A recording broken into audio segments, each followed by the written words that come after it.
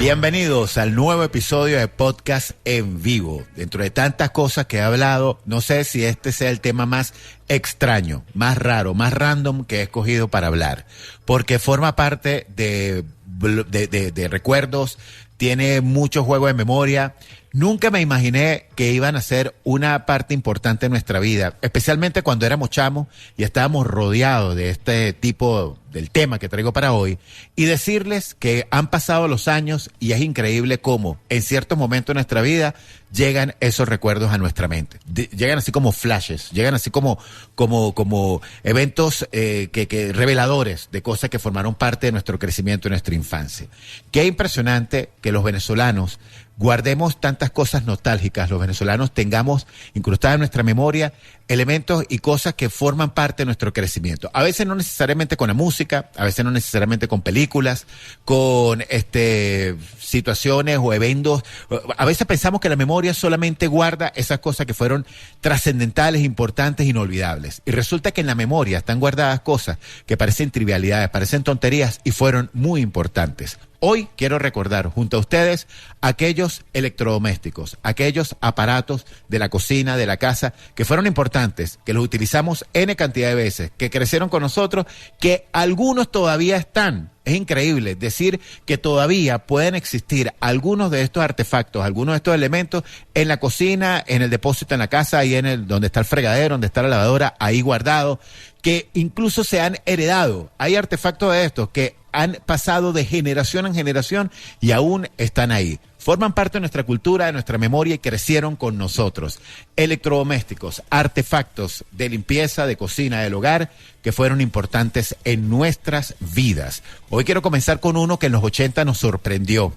Y el que tenía este aparato de verdad la estaba dando. El Moulinex. El Moulinex era, bueno, el famoso ayudante de cocina, pero no era una licuadora. Muchas veces, ¿pero qué es una licuadora? No, el Moulinex era un aparato redondito, era un aparato que parecía un robocito, bien bonito, decía Moulinex. Me estoy enterando que es francés la marca. Yo siempre pensé que lo hacían ahí en Valencia, que era en la zona industrial, que era algo venezolano, no, Moulinex, por eso el nombre Moulinex, que es como molino en francés, creo que, no sé, si es una mezcla de palabras. Este aparato, y era famoso porque el eslogan decía 1, 2, 3, Moulinex. 1, 2, 3, Moulinex. Y literalmente era hundirlo, sonaba 3 veces, y de acuerdo a lo que tú quisieras moler, le dabas, ¿no? Porque, tú le das la velocidad y la intensidad con el número de veces. Si tú quieres algo muy por encima, le das una vez. 3 veces era lo mínimo para cualquier cosa. Pero a veces tenías que quedarte 1, 2, 3, 4 para que siguiera moliendo, para que siguiera haciendo lo que tenía que hacer. Entonces, era 1, 2, 3, Moulinex y ese sonido. Era una cuchilla, la magia del Moulinex era una cuchilla que, por supuesto, debías tener mucho cuidado de no meterle el dedo. Más de uno creo que se lo tasajó, más de uno se lo pudo haber volado si se ponía de curioso. Mira, y esa cosa, desde carne, que le metías carne, era un perfecto moledor de carne, le podías meter vegetales, le podías meter frutas, le podías meter cualquier cosa y él lo molía. Siempre surgía la interesante idea de qué pasaría si le meto, y uno intentaba y más de una vez echaron a perder el Moulinex. El Moulinex todavía existe. Todavía está ese ayudante de cocina, pero llegó a nuestras vidas en aquel momento, en los años 80, como algo súper revolucionario. Ese Moulinex que tengo aquí como respaldo de producción es, creo, de los más nuevos, que es blanquito. El Moulinex que llegó a nuestras vidas era más redondo, más de los 80, y era color marrón, como cremita. Era como cremita, color así, no era blanco, no, era como rojito, el Moulinex de nuestra época, y era totalmente, no tenía estas formas así aerodinámicas, no, era redondito así, súper básico, el Moulinex. El que tenía Moulinex la estaba dando. O sea, en esa casa tenían plata, esa gente tenía real. El famoso Moulinex. ¿Sabes que me debatía sobre el tostiarepa? Hugo me puede ayudar. Cuando estaba haciendo la producción, que lo hablaba especialmente con mi esposa, me decía, no, que el tostiarepa es súper nuevo, que en nuestra época no había tostiarepa. Yo tengo la impresión de que sí existía. Yo creo que el tostiarepa tiene mucho tiempo. Pero si es, mira, es el famoso, el Moulinex que dice Hugo, el cuchillo, el extractor de jugo, marca Moulinex también. Mira, no sabía, está el extractor de jugo con el mismo color, pero era el que tú le metías y te hacía unos jugos impresionantes, espectaculares. Qué buen dato, Guito.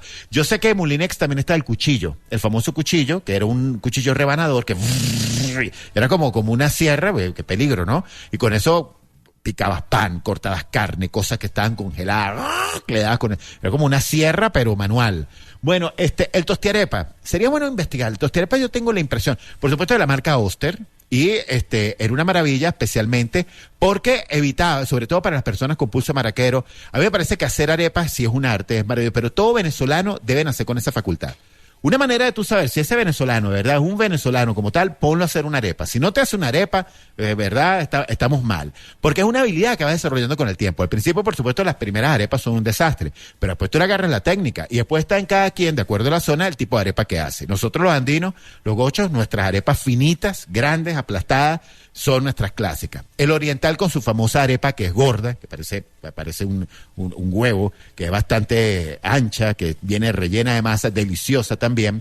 Y el tostiarepa resolvió todo eso con una forma de arepa universal. Y era muy fácil porque agarraba, hacía la bola, lo ponía y aplastaba y esa arepa salía. A mí me parece que hay mucha gente que tiene la teoría de que no tenía un sabor natural, o sea, el sabor del budare, pues, de la arepa hecha en el budare clásica. Porque, bueno, es un artefacto eléctrico, con el teflón que te la cocinaba, pero igual sabía bien. Es más, si hay una diferencia. Tú pruebas una arepa de tostiarepa, sabe diferente a la arepa del budare. Es inevitable. Pero lo que se hacía es que sacaba esas arepas del mismo tamaño, de la misma forma, perfectas para rellenar, y es un artefacto que también creció con nosotros. Si estamos hablando de Oster, señoras y señores, el artefacto, campeón del mundo, de generación en generación.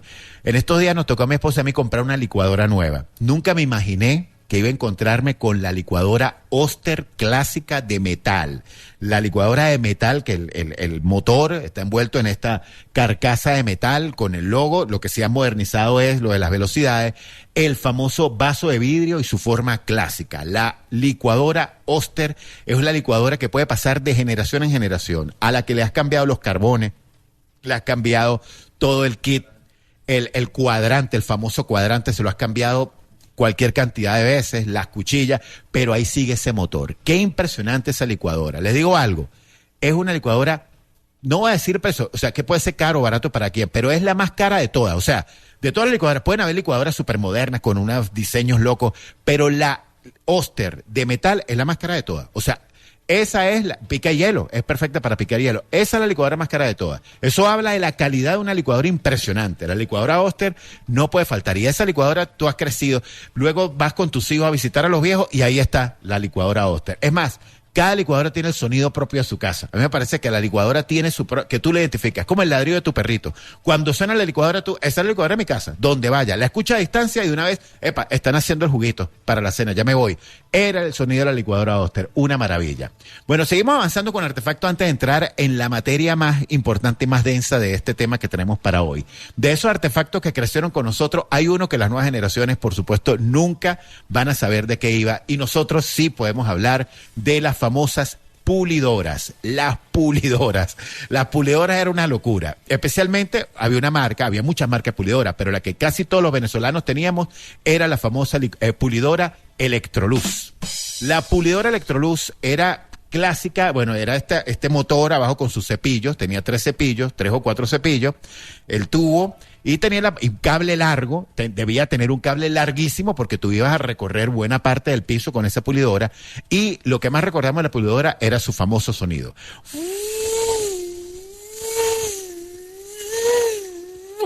Era normal los sábados, todos los sábados en todos los hogares venezolanos sonaba, ese era el sonido que inundaba, la pulidora para arriba y para abajo. ¿Qué función cumplía la pulidora? ¿No te has preguntado, Ariana Guerrero? No tienes ni idea qué hacía la pulidora.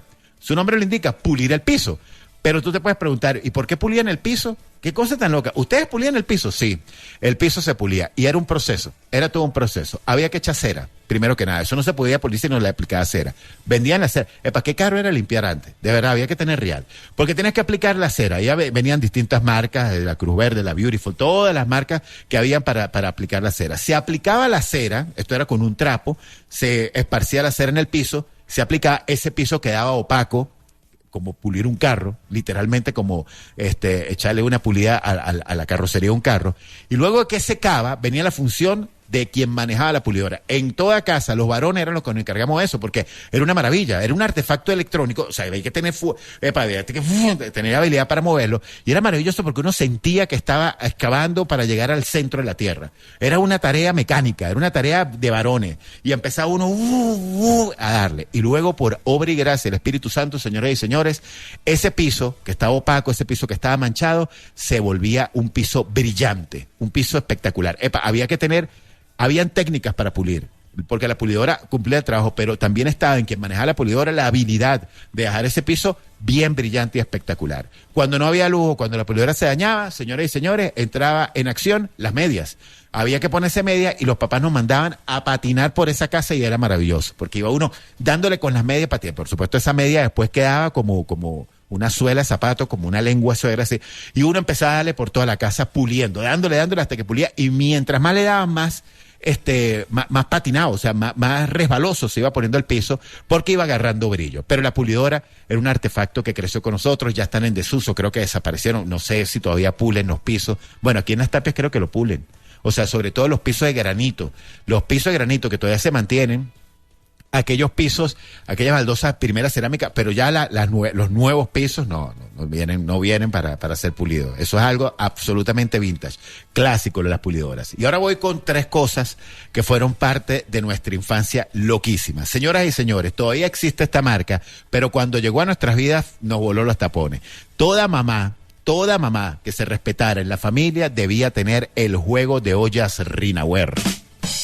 Las Rinaware eran unas ollas impresionantes. Claro, ahorita que leo la historia, ya entiendo por qué eran tan caras. Eran tan caras que en una época de Venezuela, de bonanza, una época donde había poder adquisitivo, tenías que comprarlas a crédito, porque eran muy caras, era extremadamente cara. Pero eran caras por una razón. Resulta que es un acero inoxidable hasta de 5 capas, desarrollado por esta empresa norteamericana, que garantiza una distribución del calor perfecta. Aunque parezca mentira, las ollas Rinaware sí podían cocinar mejor que cualquier otra olla. La gente puede decir, pero perol es perol, olla es olla. No, estas ollas te ahorraban tiempo y cocinaban de una manera increíble. Eso sí, eran delicadas, había que cuidarlas. Tú no podías pasarle un cuchillo, no podías dejar que se quemaran, debías cuidarlas. Eran joyas, eran joyas, o sea, era algo de colección. Y para vender las ollas Rinaware te daban crédito, o sea, te las vendían fiadas, pues. Tú hacías el pedido, te llegaban las ollas Rinaware y tenías distintos modelos para hacer el arroz, para hacer el hervido, la más grande, la sancochera, la de baño María, la más chiquita, el sartén. Era una maravilla. Te vendían unos vasos Rinaware que eran de aluminio, una forma espectacular. Ese vaso que tú le ponías, ese hielo nunca se derretía. Y bueno, la olla Rinaware que formaba parte de un elemento que no provocaba ni usarlas para cocinar. Da hasta cosita. Habían familias, habían mamás que las tenían puestas así en una exhibición, que las mostraban con orgullo. Aquí está mi juego de olla Rinaware, la mostraban. Y te la vendían a crédito y ibas pagando. Yo recuerdo a mi mamá que eso tardó como 10 años pagando esa cosa. Todavía creo que las debe. Pero hay ollas Rinaware que hasta el sol de hoy se mantienen. Ollas Rinaware que han pasado de generación en generación. Y si tú tenías las lucas, el matrimonio, por ejemplo, se casaba un sobrino, un amigo, un familiar, un vecino, le llegabas con un juego de ollas Rinaware. ¿Qué? Eso era la locura. Esa persona tenía real. Así como las ollas Rinaware también existían la contraparte, o sea, si te endeudabas con la olla Rinaware, te debías endeudar adquiriendo una cantidad de productos espectaculares de plástico con la famosa línea Tupperware. Tupperware, como era el nombre literalmente en inglés de este juego de recipientes plásticos, recipientes, estructuras de plástico con su tapa. Una cosa increíble. La gente decía, pero ya es plástico. No, era Tupperware, resistía, aguantaba, podías meter lo que fuese y ahí esa cosa no se iba a dañar, herméticamente cerrado, era mágico, porque traía la tapa en distintas presentaciones, tamaños y colores. Los Tupperware eran parte también de la colección que debías tener en casa y tú lo reconocías porque tenía su marca en la tapa generalmente, decía Tupperware. Si decía Tupperware, eso era bueno. Por supuesto, hoy en día es de colección, son carísimos. Para adquirir los Tupperware también te los daban fiados e incluso se convirtió como en una especie de emprendimiento. Habían personas que vendían Tupperware y hacían reuniones para invitar a las personas a que compraran los productos o se metieran a vendedores de Tupperware. Perdón, era una de las cosas que pasaba, o sea, esas reuniones era normal, ya uno sabía en casa cuando empezaba a ver que la mamá estaba organizando todas las sillas en redondo, así en círculo. Ya uno decía, viene reunión de Tupperware. Veías a la mamá preparando galletitas de soda con diablito, preparando así las gelmas. Ya uno decía, viene una reunión de Tupperware. Y efectivamente llegaba ese poco de doña, ese poco de vecinas. Se reunían, hacían juegos, hacían rifas, rifaban productos Tupperware y, por supuesto, quien era la anfitriona vendía una cantidad de Tupperware importante. Era una cantidad de productos infinitos. Había de todos los tamaños. En la casa podían armarse torres de Tupperware. Yo era, por supuesto, siempre lo agarraba para hacer edificios, torres, ciudades, con la imaginación, armando todo esto con los Tupperware.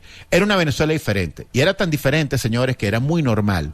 Y lo que me llama la atención de todo esto es que en una Venezuela donde ya ni siquiera las tarjetas de crédito tienen valor o no las aceptan porque no tiene sentido, en aquella Venezuela teníamos tanto poder adquisitivo y éramos personas tan serias que podía podía el vendedor de Rinaware, el vendedor de Tupperware, podía llegar, darte el producto por adelantado y tú quedabas pagando las cuotas. Y no había problema. Sabía que esa persona finalmente iba a pagar. Esa persona iba a cumplir. Tanto así que uno recuerda que siempre existió el árabe, aquel famoso árabe, sobre todo joven, recién llegado, desde Siria, desde el Líbano, desde cualquiera de estos países del Medio Oriente, y ese muchacho iba con ese poco de almohadas, ese poco de cobijas, ese poco de sábana, a veces incluso camas, te vendían camas, colchones, a crédito. Iba casa por casa, puerta por puerta, tocando, ofreciendo sus productos a muy buen precio que tú le comprabas y él anotaba en una fichita y sabía que iba a pasar semanalmente, mensualmente y tú le ibas abonando aquel producto que te lo daba por adelantado. Te lo daba por adelantado y él sabía que tú le ibas a pagar. Era otra Venezuela y teníamos palabra, cumplíamos y eran los artefactos con los que crecimos. Una maravilla haber recordado todo esto que formó parte de nuestro crecimiento. La línea Tupperware, Rinaware y los electrodomésticos con los que creciste. ¿Cuáles fueron los tuyos? ¿Aún los recuerdas? ¿Aún los tienes? Escríbelo por acá, comparte con nosotros aquí en Podcast en Vivo por La Mega, donde sea.